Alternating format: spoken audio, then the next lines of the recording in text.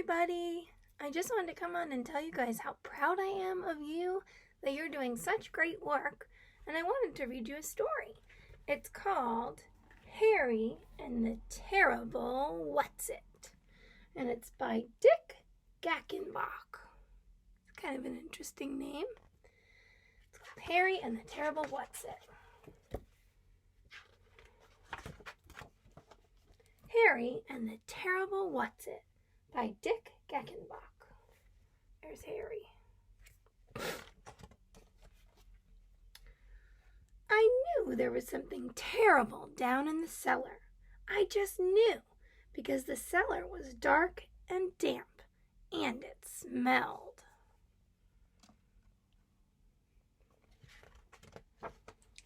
"Don't go down there," I told my mother. "Why?" she asked. "There is something terrible down there." "I have to go down to the cellar," she said. "We need a jar of pickles."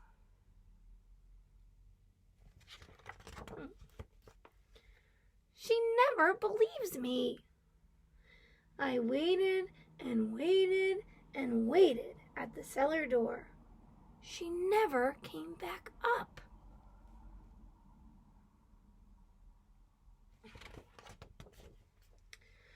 Someone had to do something, so I took a broom and went down the cellar steps. It was very black and gloomy, and it smelled.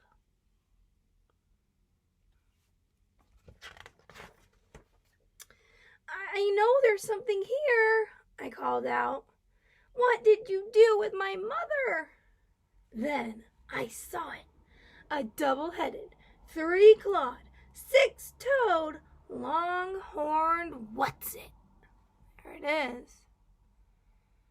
It was hiding behind the furnace. "Where is my mother?" I asked it. "The last time I saw your mother," the Whatzit said, "she was over there by the pickle jars, runt." It looks pretty scary to me. I was sure the Whatzit was lying. "What did you do with her?" I shouted, and I gave it a swat with the broom. Wham! That made the Whatzit really mad, and it came after me. I swung the broom again. Wham! The Whatzit didn't like that at all.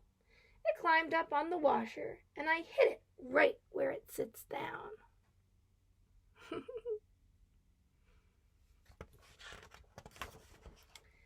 I noticed the Whatzit was getting smaller, and when I pulled its tail, it got even smaller. Now the Whatzit was down to my size.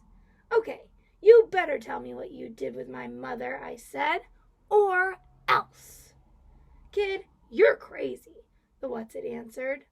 One of the heads made a face at me. I wonder why the Whatzit's getting smaller. Just for that, I twisted its nose, and the Whatzit shrank some more. "Why are you getting so small?" I asked. "Because you aren't afraid of me anymore," the Whatzit said. "That always happens just when I'm beginning to feel at home in a closet or cellar." The Whatzit looked very sad.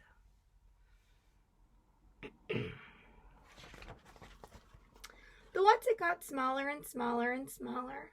Just when it was about the size of a peanut, I called out, "Try Sheldon Parker's cellar next door. He's afraid of everything." "Thanks," I heard it say. Then the Whatzit was gone. The Whatzit disappeared before it could tell me what it had done to my mother.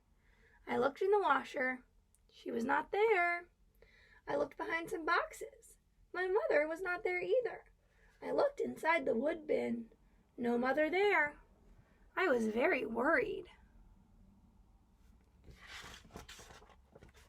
Then I found her glasses beside the pickle jars.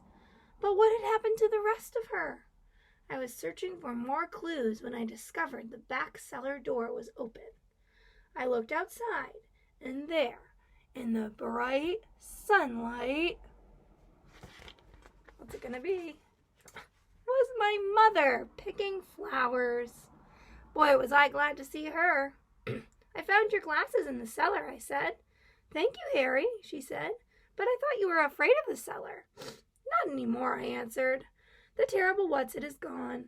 I chased it away with the broom. Well, she said, I never saw a Whatzit down there.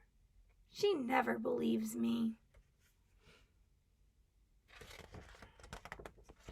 I helped her carry the pickles into the kitchen where she gave me some milk and cookies. You know what, Harry? My mother said. I will never worry about a Whatzit as long as you are around. Maybe she did believe me. Ah! Later, I heard an awful yell coming from the house next door. I'll bet Sheldon looked in the cellar. The end. I hope you guys enjoyed this book. I think it's kind of silly and funny. It's called Harry and the Terrible Whatzit. Have a great day.